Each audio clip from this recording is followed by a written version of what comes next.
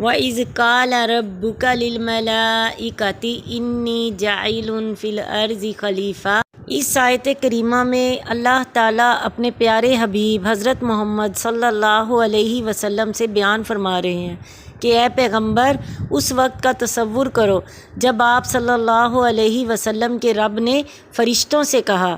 کہ میں زمین میں ایک خلیفہ بنانے والا ہوں۔ آج کل بعض ملحدین کی طرف سے یہ شبہ وارد کیا گیا ہے کہ فرشتوں سے مراد وہ مجرد قوتیں ہیں جو اس کارگاہ کائنات میں کار فرما ہے۔ اس آیت سے معلوم ہوا کہ فرشتے ایسی ہستیاں ہیں جو مستقل شخصیت رکھتی ہیں، کیونکہ اللہ تعالیٰ اور ان کے درمیان مکالمہ ہوا ہے۔ اس کے علاوہ بعض ہستیوں کے قرآن میں نام بھی مذکور ہیں۔ اس آیت میں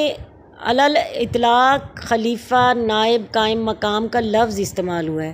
صراحتاً یہ معلوم نہیں ہو سکتا کہ آدم علیہ السلام اللہ تعالیٰ کا خلیفہ ہے یا کسی دوسری مخلوق کا۔ بعض علماء کا یہ خیال ہے کہ خلیفہ چونکہ وہ شخص ہوتا ہے جو کسی کے مرنے یا عدم موجودگی کی صورت میں اس کے اختیارات سنبھالتا ہے، اور اللہ تو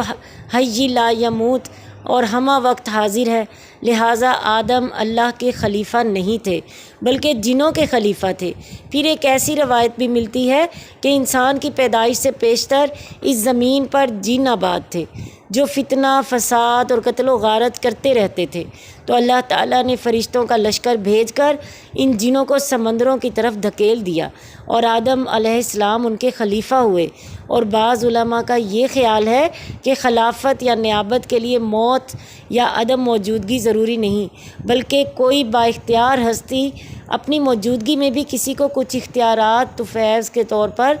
اسے اپنا خلیفہ یا نائب بنا سکتی ہے کہ وہ اس کی منشا کے مطابق ان اختیارات کو استعمال کرے۔ ہمارے خیال میں دوسری رائے راجح ہے، کیونکہ اس کی تائید ایک آیت 33 اور 72 سے بھی ہو جاتی ہے اور دنیا میں موجود سفارتی نظام سے بھی۔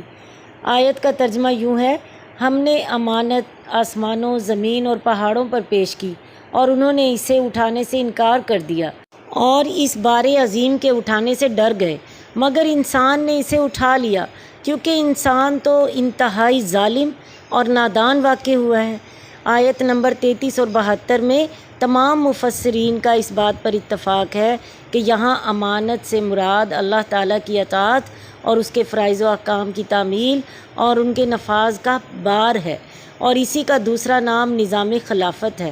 قالوا اتجعل فیہا، فرشتوں نے اللہ تعالیٰ سے کہا کیا تو اس زمین میں ایسے شخص کو خلیفہ بنائے گا من یفسد فیہا، جو اس زمین میں فساد مچائے گا، ویسفک الدماء، اور ایک دوسرے کے خون بہائے گا۔ فرشتوں کا یہ قیاس کہ بنی آدم دنیا میں فتنہ، فساد اور قتل و غارت ہی کریں گے، یا تو اس لحاظ سے تھا کہ جن بھی زمین میں پہلے ہی یہی کچھ کر چکے تھے، اور یا اس لحاظ سے کہ جس ہستی کو اختیارات اور ارادے کی قوت بھی دی جا رہی ہے وہ افراط و تفرید سے بچ نہ سکے گا اور اس طرح فتنہ و فساد رونما ہوگا۔ وَنَحْنُ نُسَبِّحُ، اور ہم تیری تسبیح بیان کر رہے ہیں، بِحَمْدِکَ، حمد و ثنا کے ساتھ، وَنُقَدِّسُ لَکَ، اور تقدیس بھی کر رہے ہیں۔ فرشتوں کا یہ جواب تخلیق آدم پر اعتراض نہ تھا، بلکہ اس سے تخلیق آدم کی عدم ضرورت کا اظہار مقصود تھا۔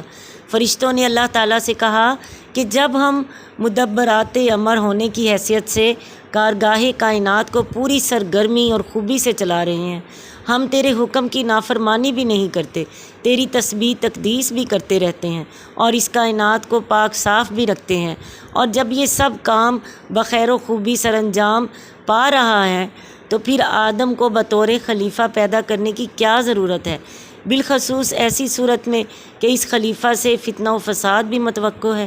ان کا یہ مطلب نہیں تھا کہ ہم چونکہ تیری تسبیح و تقدیس کرتے رہتے ہیں لہٰذا خلافت کے اصل حقدار تو ہم تھے،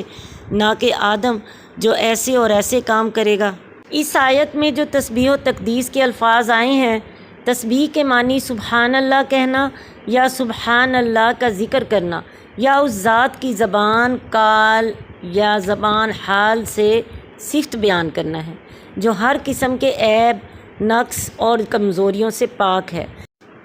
گویا یہ لفظ اللہ تعالیٰ کی خوبیوں کو مثبت انداز میں بیان کرنے اور اس کی حمد یا تعریف بیان کرنے کے لیے آتا ہے، اور تقدیس کے معنی ایسی باتوں کی نفی کرنا ہے جو اللہ تعالیٰ کے شان شان نہیں، اور قدوس معنی وہ ذات ہے جو دوسروں کی شرکت کی احتیاج اور شرک جیسی نجاستوں سے پاک ہو، یعنی اضداد اور انداد دونوں سے پاک ہو۔ تسبیح سے حمد بیان کرنا مقصود ہوتا ہے اور تقدیس سے اللہ تعالیٰ کی پاکی بیان کرنا ہوتا ہے۔ اعلیٰ اللہ تعالیٰ نے جواب دیا فرشتوں کو، انی اعلم، جو کچھ میں جانتا ہوں، ما لا تعلمون، وہ تم نہیں جانتے۔ یہ اللہ تعالیٰ کا فرشتوں کو اجمالی جواب ہے، تفصیلی جواب آگے آ رہا ہے۔ البتہ ضمناً اس آیت سے یہ معلوم ہو جاتا ہے کہ علم غیب فرشتوں کو بھی حاصل نہیں۔